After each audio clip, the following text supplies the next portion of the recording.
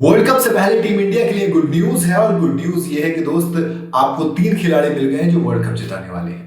दरअसल world cup से पहले इंडिया के लिए बैड न्यूज ही बैड न्यूज आ रही थी भैया, लेकिन अब गुड न्यूज आई है। बैड न्यूज क्यों? देखो, हमने टीम अनाउंस की वर्ल्ड कप की, उसके बाद से हमारे रोहित शर्मा भाई साहब हो, हार्दिक पांड्या हो, मतलब सूर्य कुमार यादव हो, जो भी खिलाड़ी हो, शिवम दुबे हो, सब भैया बिना खाता खोले आउट हो रहे थे। कोई रन नहीं बना रहा था, तो ऐसा लग रहा था अरे यार, हमने भला टीम के अनाउंस की, हमारे सारे खिलाड़ियों ने परफॉर्म करना बंद कर दिया।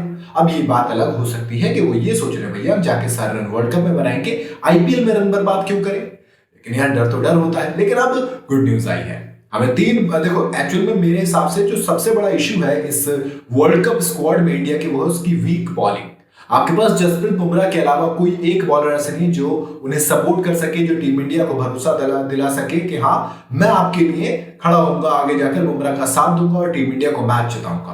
देखो, जसप्रीत बुमराह कमाल की फॉर्म में, उन पे कोई शक व शुबा नहीं है, लेकिन अब उनके साथ देने के लिए मोहम्मद सिराज ऐसा लग रहा है कि वापस आ गए हैं, बिल्कुल तैयार है। जसप्रीत बुमराह की बात करूं तो वो तो कमाल है, पर्पल कैप होल्डर है, 17 विकेट चटका चुके हैं, 11 मैच खेले हैं, सिर्फ इकॉनमी 6.2 किया यार, 6.2 की इकॉनमी। T20 मारे इतने तो हम वनडे में झेल लेते हैं मेरे भाई, तो T20 में तो कमाल है, कमाल है। अभी रिसेंटली 3 विकेट लिए थे भैया केकेआर के अगेंस्ट, महज 18 रन देकर, एलएसजी के अगेंस्ट 17 रन दिए थे, विकेट हाथ नहीं लगा था, लेकिन इकोनॉमिकल थे। डीसी के अगेंस्ट पिटाई हुई थी, खैर 35 रन, वैसे तो ये पिटाई नहीं होती क्योंकि रन बहुत बनते हैं, लेकिन चल जाती है। जसप्रीत बुमराह में 35 रन पिटाई मान लेते हैं। 1 विकेट जरूर मिला था पंजाब के अगेंस्ट, 3 विकेट झटके थे, मैच 21 रन दे के।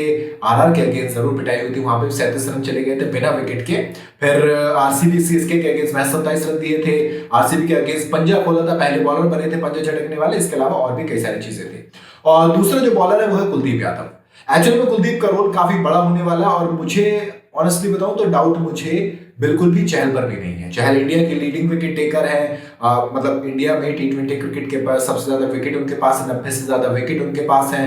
दूसरी तरफ आईपीएल में 200 से ज्यादा विकेट चटका चुके हैं, तो मुझे उन पर डाउट नहीं है, वो आ जाएंगे। वो एक मैच उनका खराब गया वर्ल्ड कप सिलेक्शन के बाद, लेकिन ही विल कम बैक। और वेस्ट इंडीज में जिस तरीके की पिचेस हैं, मोस्टली हम 2 पेसर और 3 स्पिनर के साथ जाएंगे, तीसरा स्पिनर होंगे रविंद्र जडेजा, तो वो तो कमाल के। लेकिन कुलदीप यादव, उनका रोल बड़ा रहने वाला है उनके साथ। तो कुलदीप यादव की बात करूं तो उनकी फॉर्म दोस्त शानदार है, 8 मैच खेले अभी तक, 8 मैच में दोस्त कमाल के रहे हैं, और 8 मैच में एक तरीके से कहते हैं लीड बॉलर की तरह काम किया है कि आप वर्ल्ड कप में मुझ पर पूरा भरोसा कर सकते हैं, मैं लीड स्पिनर करूंगा। वैसे जडेजा और कुलदीप यादव, बट जडेजा एक ऑलराउंडर के तौर पर खेलेंगे और कुलदीप यादव के सर पर जिम्मा रहेगा विकेट चटकाने के स्पिन से। 8 मैच में 12 विकेट चटका चुके हैं, इकॉनमी 8.5 की है, ठीक है चल जाएगी, और कमाल तो कर रहे हैं। अगर मैचेस देखोगे तो इनके सही गए हैं, लेकिन दूसरी तरफ है मोहम्मद सिराज आज 2 विकेट चटकाए, 29 रन दिए, और कहा कि जसप्रीत भाई अपन है तुम्हारे साथ, आप टेंशन लो।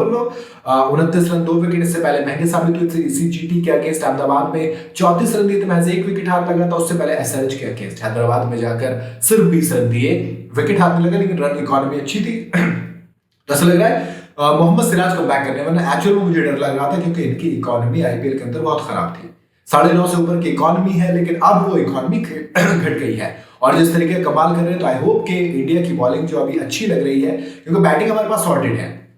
आप भले से कहोगे कि फॉर्म नहीं, आउट ऑफ फॉर्म है, एक विराट कोहली फॉर्म में, बाकी सबकी स्थिति डामाडोल है। यशस्वी जायसवाल अब टच में आ गए हैं, लेकिन जब ओपन करेंगे आपके साथ विराट कोहली और विराट कोहली, मतलब अजय जडेजा ने कहा कि यार विराट कोहली से ओपन करवाओ, बाकी रोहित शर्मा और यशस्वी जायसवाल मोस्टली ओपन करेंगे। नंबर 3 पर विराट कोहली, नंबर 4 पर स्काई आएंगे। यहाँ तक आप टॉप ऑर्डर आपको बहुत ज्यादा सॉर्टेड है, बहुत ज्यादा कहते हैं ना खतरनाक नजर आता है।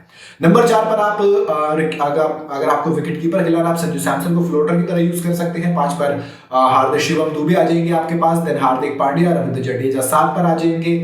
मैं ऋषभ पंत को थोड़ा सा नहीं रख रहा हूँ अभी, क्योंकि संजू सैमसन मुझे ज्यादा खतरनाक लग रहे हैं। इनकी स्पिन को खेलने की एबिलिटी हो, मैच को समझने की एबिलिटी हो, तमाम तरीके से संजू सैमसन ज्यादा बेहतर है फिलहाल तो ऋषभ पंत से अगर आप देखेंगे तो ऐसे में जो जडेजा का रोल है वो एक ऑलराउंडर के तौर पर आएगा। जडेजा और हार्दिक पे फिनिश की जिम्मेदारी रहेगी, बिकॉज अब देखो यार वाइस कैप्टन है तो खेलेंगे भी वो।